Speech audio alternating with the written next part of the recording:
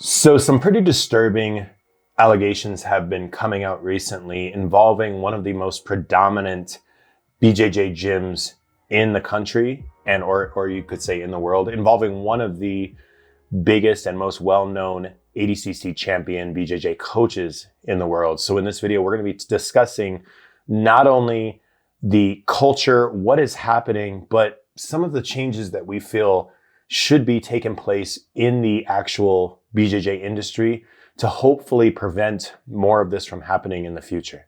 So as always, we like to have these discussions and open up a bit of a mutual debate here. In a mutual discussion, there is no going to be any kind of disrespect on anybody. I'm not going to be trying to point fingers or pile on to certain accusations or anything like that, because honestly, I don't believe in it.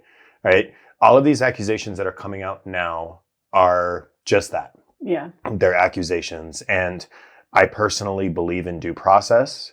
And the problems that I believe that are occurring right now, a lot of times, not just in this situation or not in this situation specifically, but just all around with every situation like this, is people rushing to judgment. Yeah. Right. In every case, right? Rushing to judgment against the accusers, rushing to judgment against the people being accused. Yeah. And everybody is pointing fingers. Everybody is already created a guilty verdict in their head about, well, so-and-so is a man. He is in a position of power. He is guilty of doing this because my own personal experiences reflect somehow some parallel. Yeah. And then the other side of it is going like, well, all of these women will always look for ways to get ahead and ways to, trash a man who didn't want them or whatever. And I'm not talking the Otto situation in this, but it's something that you see a lot.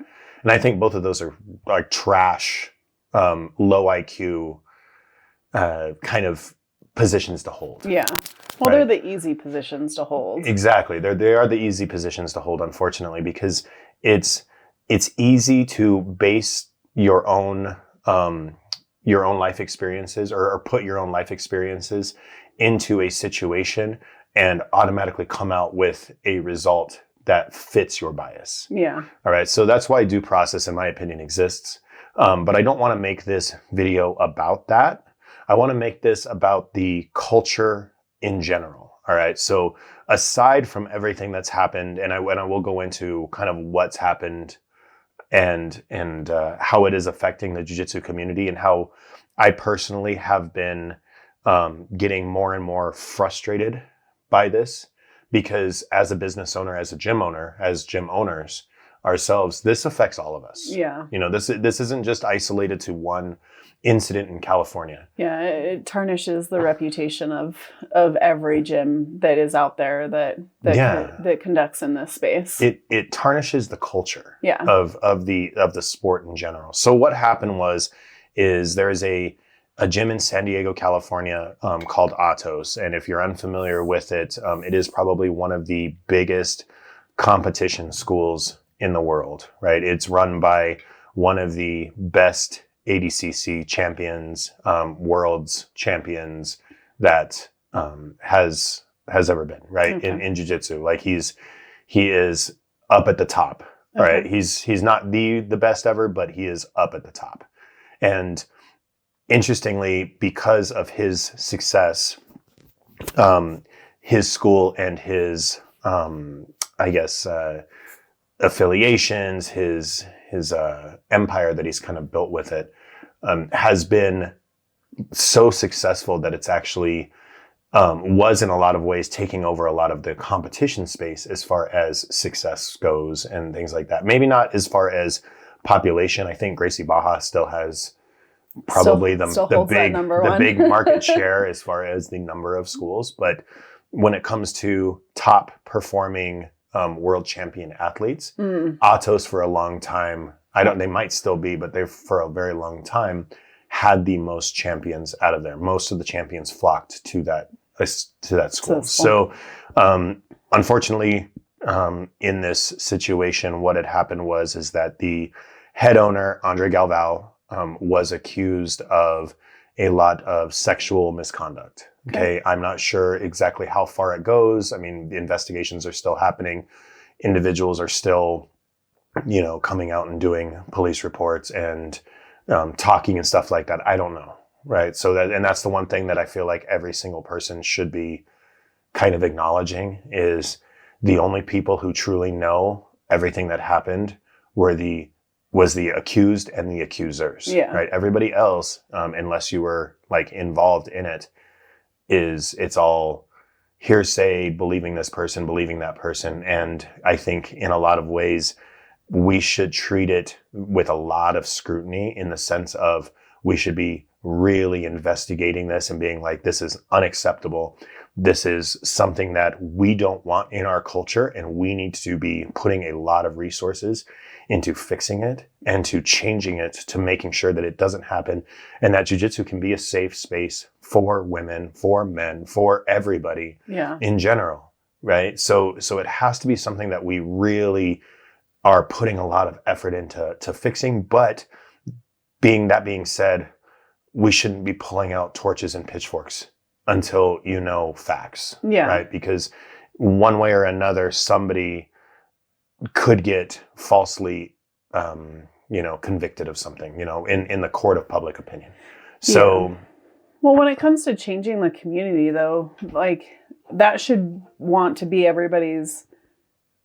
At least I feel, my opinion is that should want to be everybody's goal going, like having these allegations and the investigations come out and ongoing or closed that have been in the past or whatever. Like, changing the community and changing the culture should want to be everybody's priority. Like, I don't feel like anybody that's in this space right now is like, nah, it's fine, let's just keep going. Yeah, like, but the problem is that right now, and this is the main thing that I really wanted to talk about on this episode of this isn't the first time. Yeah, no, I know. Like, so this is becoming a more predominant thing that is happening within our culture, and it's driving me absolutely insane. Even locally, like, so I will say, and I'm not going to throw out any names or allegations or anything like that, but there has been a lot of individuals that are walking a very thin line in the spaces of our industry, and it drives me nuts because it only hurts everybody. Yeah, it's you're harming the victims, obviously, the women, children, anybody else that is a victim of this, and obviously that needs to be taken extremely seriously. Yeah. But it's also harming the culture of every single gym and every single facility and every single community that is doing it right. Yeah. Because now we're all guilty by association. Well, and now it's like every single person now views the whole realm, the whole industry of it as, a place where these predators can be created and live and reign. Yeah, that's what I mean. Guilty by association. Yeah, we're all guilty because we're all part of it. Yeah, and it's driving me absolutely freaking insane about this, because nobody, especially if you go online, people are coming up with the wildest either explanations or fixes or whatever. Like, they're just, it's very low IQ reactionary comments right now from both sides. But some of it has some truth to it, right? So I will say some of it has some truth to it. An individual that I talked to at our gym couldn't understand how a parent could allow their daughter to go with a coach overseas alone. Yeah, I don't understand that either. I also don't. I don't understand that either. And he was telling me this, and he goes, Professor, like you're my friend. Like, I trust you. You're one of my good friends here. I would not send my daughter with you overseas. And I'm like, I would not expect you to. Yeah. Like, you don't know me that well. Like, we're friends. Like, we have known each other for years, but like, would I trust you to take my child somewhere? I would feel the same way. Yeah. It's like, no. Yeah. Like unless you are like a family member of mine, like my brother that I grew up with, and then it'd be like, okay, well, or like my mom or my dad. It's like, hey, go with grandma to Disneyland, or go with, grandpa camping or something like that. It's like, no, like where is this like automatic trust coming in? Yeah. And there's a very another predominant person in BJJ that was not originally, but moved to Atos at one point and then like left there for unrelated reasons years and years ago. His name was Keenan Cornelius, and he actually came out with a statement as well. And I feel like it kind of hits the nail on the head with this. And he said that there is a significant amount of idol worship in Jiu-Jitsu. Yeah. So an individual gets to a certain level, a certain degree, black belt or higher, and they're automatically placed on this pedestal of you are superior to us. And because of that, a lot of leeway is given to them as far as like taking my daughter across the country to a tournament. Because you have a black belt, you're automatically this trustful individual that and a black do belt, whatever you want. A black belt doesn't make you power in general. Whether you're a CEO of a company, you're a black belt, you have one position of power or another. Yeah, none of that defines you as a good or bad individual. It just illuminates it. Yeah. It's like you have a bigger spotlight on you to show where your character goes. Yeah. In that it doesn't say like, well, you have a black belt, so you're obviously an honorable, respectable person. Yeah. It's like, no. It's like all that means is that you acquired a skill set in a martial art that gave you the the level of a black belt. Yeah, you dedicated the amount of time and training that it required to achieve that. Yeah. Yeah. It's like almost like kind of like a like nobody would say if you got an engineering degree that automatically makes you a good person. Yeah. You could be a mad scientist. You could be whatever, right? Yeah. So it's but nobody equates those two things. But for some reason they do in martial arts, and I think a lot of that reason is because originally when martial arts was the inception of it, the conception of it was a very honor-based system. Mm-hmm. Was a very rule-based, honor-based, respect-based system. But as with anything, when you give people power, the human factor comes out. Yeah, we all crave attention, and we don't care what kind of attention it is. We just want it. Yeah, so then it becomes the problem is like, okay, well, every single person in power going to act like this? No. And then so then how do you shift the culture? How do you make this happen? Because this, like I said, this isn't the first time. You have the case in 2013 with Lloyd Irvin, where he had a number of individuals, like a big exodus from his school too, because there was a pretty significant incident that happened where they had essentially a fighter house, and where like a bunch of fighters live. So they basically, a bunch of fighters live there. They are competitors for the gym. I'm not sure exactly how the money worked in this, if like their competitions or there's some kind of sponsorship made it so they could live there and pay the rent or whatever. Yeah. But two of the students gang raped another student, another female student. And it was this huge tarnish in the BJJ community, because the school itself was found out to be kind of facilitating or harboring this culture that was creating these types of individuals and this type of like toxic environment, right? And a lot of very well-known jiu-jitsu champions were at the school, and they all left because they were like, no, this is disgusting. Like, this was a very toxic environment. It was a lot of hero worship and things like that, and it really drastically affected the way a lot of people viewed, especially his team. But at the time, it wasn't really widespread. Everybody was kind of like, well, that was an isolated incident. That was a really corrupt, terrible individuals, a really toxic environment, But then you go a little bit further and there is another allegation and then another allegation. And then this team has a predator and then this team has a predator. And then this person is making and doing these terrible things to women and stuff like that. And it's like another individual just got a lawsuit filed against him recently as well. Another BJJ co-founder of a very large gym. His name is Leandro Vera. Okay, Leo Vera. And I think it was Leandro Vera. He got it accused of some kind of sexual misconduct, sexual assault, sexual something. And the whole, I don't, the lawsuit's still going on. It's still accusation at this point, but why are these things like, where is this trend coming from?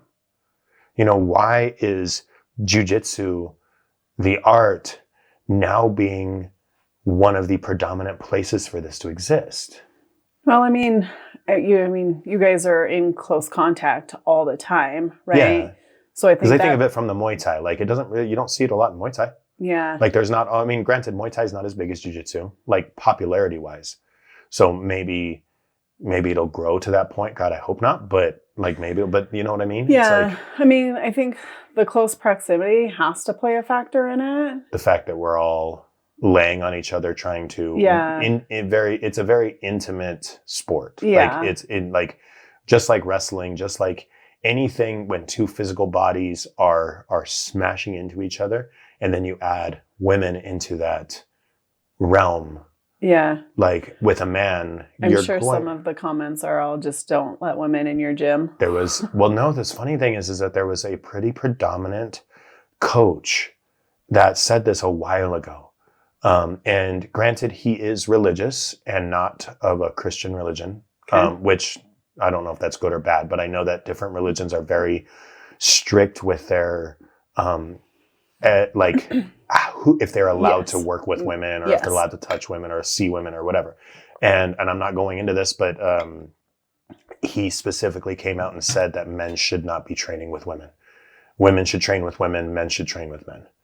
There was another coach who is very well known, again, in the jiu-jitsu space, De La Hiva, that came out after some allegation against him about some massage, a girl giving him a massage or something like that, and she accused him of some kind of sexual assault. And he said that he is no longer, or at the time, I don't know if that's still the case, or if this was just hearsay, but from what I remember reading, he said that he no longer wants women training in his gym either. And it's just like, well, I feel like that's an overcorrection.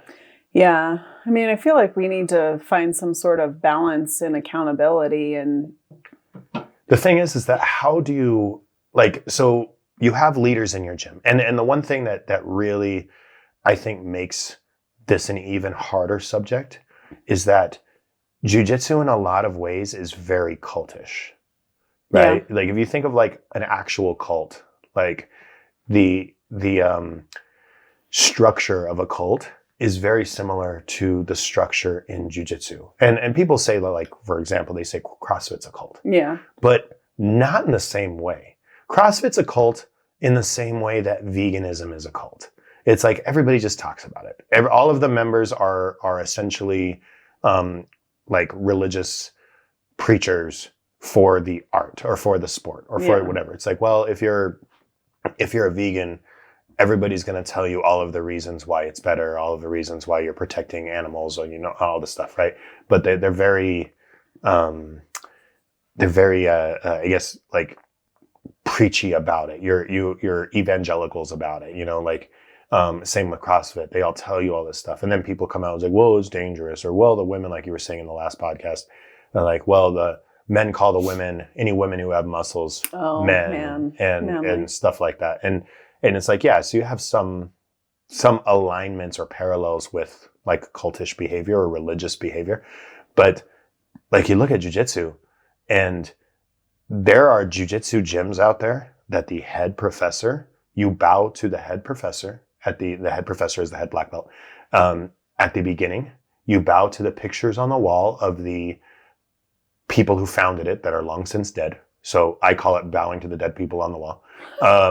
And you then everything is very structured by rank. Everything is very like, if you're a blue belt, you are always giving the mat space to the purple belts. If you're a white belt, you're basically a nothing in the gym until you have color. Go stand in the corner. Yeah, go, like, you get to you earn your spot with us on the mat. But like, if two groups are rolling and one's a purple belt and one's the blue belt and they run into each other, the higher belt keeps the spot and the blue belts or the white belts have to move. And it's very hierarchical, you know, in that way. The black belts, you do not ask a black belt to roll. Like, there is a lot of gyms that are very traditional, even now, even still, like, and there's a lot of these gyms that exist that a student cannot come to me and ask me to roll with them unless they are of the same rank. So another black belt can ask me to roll, but a white belt, out of the question. Like, you're not even allowed to talk to me, apparently. Weird. And blue belts, purple belts, you're not allowed to ask professor to roll. And these things are ingrained in the culture to the point where it's so structured in that way that it becomes very cultish, because you still have to adhere to all of these rules, but also you can't go anywhere else. Yeah. If you go and cross train at a different gym, you're not allowed. You're a traitor. Yeah. And you're not allowed back. So it's like, it's very protected culture. So how do you shift that? So the way that we do it at our gym is I have none of those rules, right? The only reason that on gi days we line up in rank order is because I want to preserve a little bit of the tradition to where if people go to different schools, a blue belt isn't lining up next to a black belt and then getting admonished or yelled at or, you know, whatever. Right. Yeah. So, I just like, okay, guys, like I tell people to cross train. I'm like, hey, you know, go to this school, like, obviously within reason, like to a degree. It's like, if there's a school that I know that they are like really, like they roll very dangerously, they don't like clean their mats, like there's like people are rolling with ringworm and staph and things like that, I'll tell people and be like, you know, like, I'm not going to tell you can't go there, but I'm going to tell you that watch yourself, because these guys try to kill everybody who come in. They roll super hard.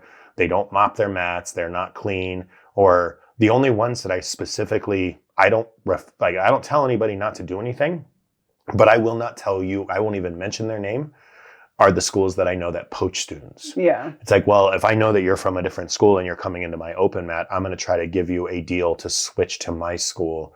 Like, I'm going to give you some discount or some, I don't know, benefit to switch to my school to do that. And if you're like that, I don't even work with you. I don't even talk to you. I'm like, nope, you are not even shunned in my circle. You are shunned from my existence. But if you're not like that, cool. Yeah. Go to all these different schools. You know, they're all cool people. Like, expand the community. The other thing is that especially on or at the end of gi days and no gi days, we line up in a circle.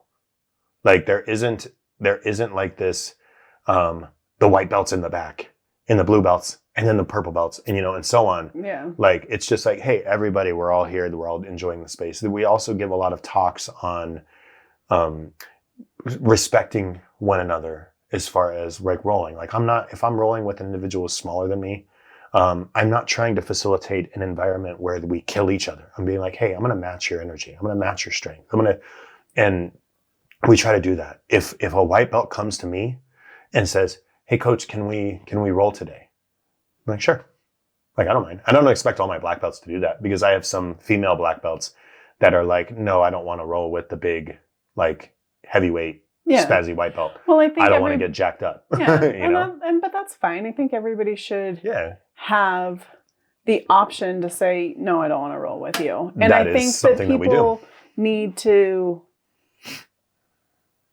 accept that. Like, and it might be off topic, but like, I really try to work hard with our two kids on that, where if they want to do something, I'm like, okay, well, you need to go ask. And maybe it's go ask grandma, or go ask your brother, or go ask dad, or go ask papa. But if they say no, you need to understand that that's okay, that they're allowed to say no. Like, they don't have the obligation to just say yes. You do the same thing when we go out. I'll add to that a little bit. One thing that you do very well is, like, if we're at we go to a brewery, and there is a section of blocks that the brewery puts out for kids to, like, Jenga or whatever, and other kids are playing with them. You have our boys ask to join. Yeah. Like, they don't just get to walk up there and start playing. And do with what them. You want. Yeah. You ask. You ask because they had it first. If they say yes, then we sit and play. And if they say no, that's okay. They had them first, and we need to wait our turn, and we come back and we sit at the table. Same with petting dogs. You always go to the owner and you ask, "Can I pet your dog?" Yeah. And our boys do that. They walk up to the owner, and even our 3-year-old, and "Can I pet?" and whatever. But it should be the same way. Like, if you ask somebody to roll, or you ask somebody to spar, and they say no, like, it's not a personal attack against you. No. It's just, that's their right. We have a lot of individuals, and we say that in the gym. Like, you have the right to refuse a roll from anybody. Yeah. We have men that refuse rolls from other men because they're just not comfortable with the intensity that the other person goes, or the size, or something like that. Doesn't matter what the reason is. Yeah, it doesn't matter. It's your right to say no. It is your right to say no. Now, we also facilitate a different part of our culture that I honestly didn't really think about it like this. I'm going to think about it from a very selfish perspective. But one of our other black belts who I was having this conversation with, she said, like, "Well, you do a very good job of not trying to be the top all the time. Like, I'm not trying to be the head instructor all the time. I'm not trying to pull rank on everybody all the time. I'm not trying to be the leader all the time. I pass that off. I delegate it. So, like, I don't even coach every class. I don't even coach I don't even coach probably majority of classes during the week. I coach 2 or 3 days a week out of the 7. And I have other black belts that coach. And then I will also attend some of those classes. I will be a student in classes that the black belt, I gave them a black belt. Like, I ranked them up to black belt, and I will then attend their class and take their class. Yeah. And it's a respect thing, but it's also a thing of, like, I want to train, and like, I kind of want to work out. I don't want to always be the person who has to do everything for everybody. And that's where it kind of becomes a little selfish. Yeah. Right. I didn't think about it from the cultural perspective of, is like, I want to make myself like, not the person in power, not the person like that. I'm like that didn't really cross my mind in the sense of the reason why I did it. The reason why I did it is because, man, I'm tired. I want to go home. Man, I'm like, I've been coaching nonstop all the classes for years. I want to go home and have dinner with my family. Yeah. I want to have a night off. I want to relax. My body hurts. Your opportunity to step back and step away. It's like, geez, like, well, maybe that's all the aches and pains from always doing this in my body that I wake up with every day. I don't want to always live like that. Well, maybe that's why the idolization and the cultish issues in BJJ are there, is because you have these men that have such giant egos that they're like, I want this to be all about me all the time. And so here I am. And I feel like there is a cultural element to that. A lot of the individuals who do these, who have that, come from culture or area or even personal, like, family culture of their own, where they are very insecure, or they don't feel, they need validation from something else. And then they seek that validation, and if they don't find it, they create it, and then they don't let it go. Yeah. It's like, I need everybody to worship me. I need everybody to like, and it's like, so that's what goes into the next part of this that Keenan, that Keenan was saying was, idol worship. It's like, you have individuals, again, that are put on this pedestal that are like worshipped. Yeah. And it's like, and I can kind of see how it happens, because when you first come in as a white belt into a gym, because I did this too. And I'm a wrestler, I'm athletic, I've been a kickboxer for, at that point, like 10 years or 8 years or something like that. Yeah. So I'm thinking I'm the shit. Yeah. Like, I'm like, oh yeah, I'm a good fighter. I can wrestle. I can strike. Like, I should be the next UFC guy. Right. And then I go in there, and my jiu-jitsu instructor my black belt, wipes the floor with me while having a conversation with this person over here. Like it's not like they were trying and fighting me and kicking my butt and like I had any chance. No, they were like having a philosophical thought out conversation over here while tying me in a knot. Yeah. And there's nothing I could do. Like I physically could not stop it. And I was just like, I am getting like my ass kicked. I am getting choked. I am getting armbarred or whatever. And he is correcting other people's technique across the room while whooping my ass. And I'm like, what the? Like, this is a superpower. Yeah. Like, this should not. I want that. Like, you go from thinking that you are something and everybody around you, because you're comparing yourself to everybody else around you and being like, yeah, all of my friends, I can whoop their asses. And like, I've shown it at parties and we go hang out, whatever. And then so you think that like you're up here and then you realize that like the mountain is actually like way up here. You may be up here, but the top is way up here. And it's like I just think of like the Homer Simpson when he's climbing the murder horn. If anybody ever watched Simpsons, it's like he's climbing the murder horn and he gets to a peak and he's like breathing and then he like celebrates and then he looks up and that's the actual mountain over there and he's on like this little hill and he's like, crap. And that's what the feeling is. Yeah. So then you as an individual, you have this black belt that just annihilates you without like not even breathing hard, not even working, having a conversation with somebody else, and you think like, that's where I want to be. Yeah. And this person, and then that black belt tells you, it's like, well, I could teach you how to do that. Yeah. I could give you this knowledge. I could make you a superhero next.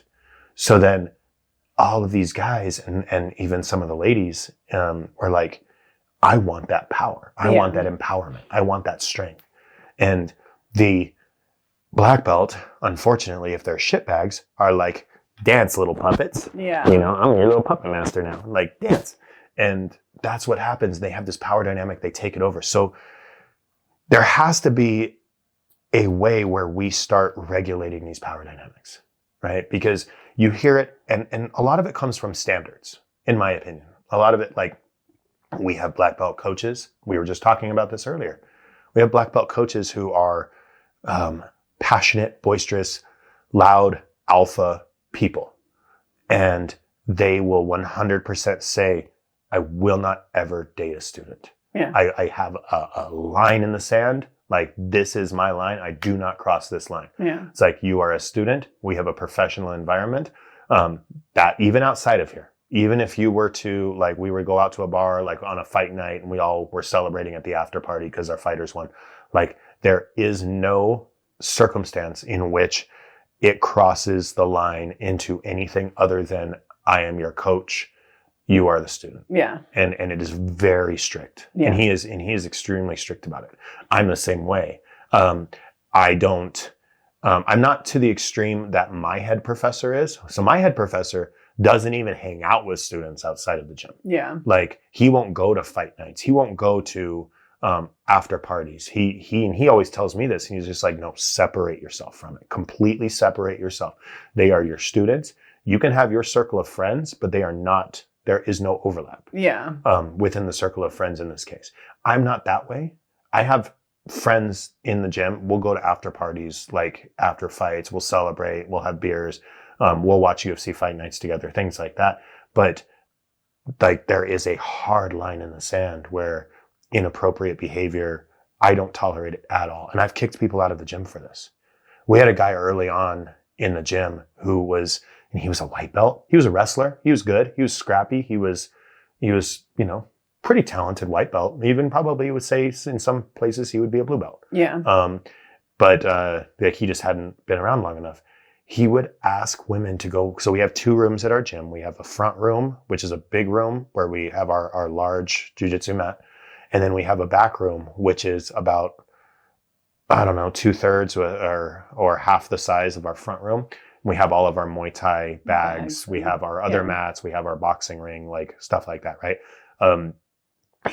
He would take people in the back, women. He would try to ask women to go in the back after training 7 p.m. at night. There's nobody in the back. The back room is empty. And he would ask them to go back there so he could work with them on private lessons, help them and whatever.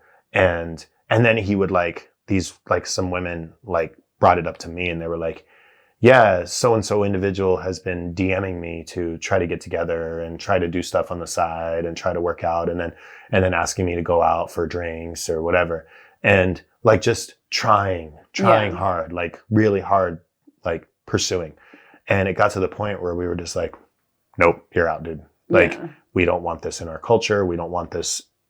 If you can't act like a professional adult, not even professional, but just act like a respectful individual. Yeah, just a respectful individual. Geez. It's not hard. And we went over this in one of the dating episodes, should students date in the gym or whatever? And it's just you can.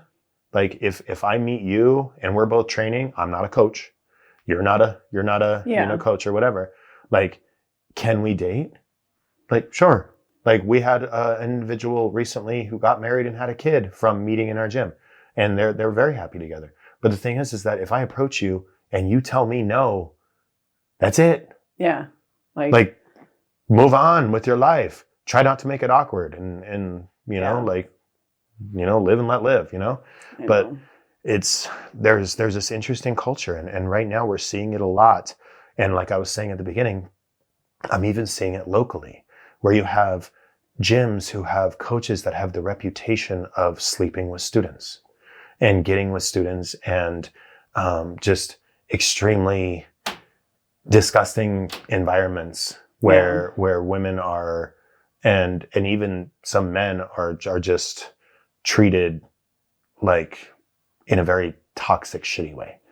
And it's we were talking about this at the gym and it's there's a couple of gyms that, because we were talking about the implications and the fallout from all of this. It's how is this going to affect people viewing all gyms as predatory breeding grounds and stuff like that. And some people brought up a couple local gyms in town and they were I'm surprised that they haven't been accused of this yet. I'm surprised that this hasn't happened yet for them because of the environment and because coaches are sleeping with students and all of this stuff is happening at these environments. It's it's just a matter of time. But it just hurts all of us, because we do have a very intimate sport. Yeah. We do roll with each other. I mean, so it sounds like it just needs to be a leadership shift, change mindset. It has to be, in a sense. It has to be a leadership. It has to come from leadership for sure, but it can't come from leadership from the perspective of the leader makes all of the decisions for this, because then you have leaders who will seek power. And it's if you look at our federal government, and I'm not saying our federal government is any way good, but I have a lot of problems with the government, but you have checks and balances because you have three groups. Yeah. You have a president who can be overridden by Congress, who then also has to have things passed through a Senate. Yeah. Right? Everybody, and there's three branches, right? And those three branches check each other. So it's not like we have a dictator and one person is making all of the rules. You need three, if I'm passing a law, it has to go through three different areas. And any one of those areas can veto it or strike it down, right? Yeah. So if you say that in a jiu-jitsu gym, it has to come from leadership. And it's okay, well, that's saying in the federal government, well, change has to come from the dictator of our world. And it's just well, I mean, I know what you're saying, but I'm just arguing devil's advocate here. It's well, what checks and balances do we have to know that the leader that we have in power right now is going to make the best decision, not what's best for them and their power? And I don't know if I know the answer to that. I feel it has to be a community thing. It's you have to have a leader who sets these standards and expectations, and then you have to have a community that abides that leader or holds that leader to that standard. And it's if you do not follow, if the leader has to set out these strict standards, and then the community gets to say oh, you're not following these, or these are pretty questionable, or you're acting questionable, we're all out. Yeah. Yeah. And before, and it can't be something where a leader says we all do this, so we all do this because leader said so. Yeah. You know? No, I understand. I just meant that you're not really going to see a shift in culture until you see a shift in the mindset of the leadership in the entire community. Yeah. There has to be more people that are willing to, more men specifically, that are willing to fight for the right of every single person in there, to have a safe space to train, to exist, to be a part of it. To set those boundaries. To set those boundaries. Yeah. And then, like always, that culture has to be fought for amongst all of the others. We need to bring back freaking shaming. Yeah. You know? It's like, if you have another person or another team that is openly going against the cultural values of the community, even as a whole, we as a whole, and we kind of do that a little bit in the poaching sense. So like, we have a big collaborative open mat that we run, that we help run, that involves multiple schools. Yeah, so why not transfer that over into schools that you know are... We only go to schools that are respectful and adhere to the values of the open mat. Yeah, I know. So why don't gyms do that? Transfer that over to gyms that you know have coaches that are sleeping with students. Like, why don't... Transfer what over? What do you mean? Like the sense of... Like, we only collab with people that we respect and we know are respectful to us. So, like, why don't we transfer that over to, hey, we don't respect that gym, so we need to publicly, we are distancing ourselves from you. we don't condone what they're doing. We know what they're doing. I mean, that's a possibility. And maybe that's the way to go. The other issue that you run into is like, some of the places that we know that are having these type of environments, there's no criminal investigation. So it's all alleged, you know, and it's alleged by people in the environment, but like it's all out of like political reputation kind of thing. Like, everybody talks about it, but like it violates kind of like in my first statement, it kind of like violates a little bit of a due process. It's like, well, are you giving them a chance to say what's really happening? I mean, unless you're in that gym, unless you're seeing it, like, I don't know, there's just so much muddiness to this, you know, to where it's like, you don't want to just go around and being like, as a gym, I'm accusing other gym of promoting this toxic behavior that is harming women. And then that guy's like, I didn't do nothing. And like, maybe he didn't do nothing. And maybe it's just a couple people, like, we've had people leave bad reviews on our gym just because we didn't give them what they wanted. Like, I wasn't promoting their kids, even though their kids were beating all the other kids in the gym. And it's like, well, your kid's beating all the other kids in the gym because he's huge and he's overweight and he's strong and he's not using jiu-jitsu. He's just grabbing them by their heads and pulling them down and smashing them. Yeah. And it's like, your kid is not a higher belt for that. And then that parent got pissed off and they took their kid to a different school and left us a bad review. And it's just like, okay, well, would there be a retaliation from people saying that? I'm probably sure they were. I'm sure they told the other school, like, well, we were playing favorites, because that's what they said in the reviews. Like, well, we play favorites. The coaches play favorites with students and stuff like that. And it's like, no, it's just all the students are held to the standard, and your student or your kid is not following that standard. It's not us playing favorites. But it's like, you run into that, right? It's like, well, like, is it a retaliation thing because an individual got upset, or is it like, you know, I just don't know. It's an interesting thing, but I definitely think that we need to, as a society or as a culture of our gym, have these standards that protect every single person in our gym from having an experience like this. Because this, in my opinion, all of this is unacceptable. Yeah. Like, absolutely unacceptable, and it just damages everybody. You know, so, and I don't know that I know the answer to this.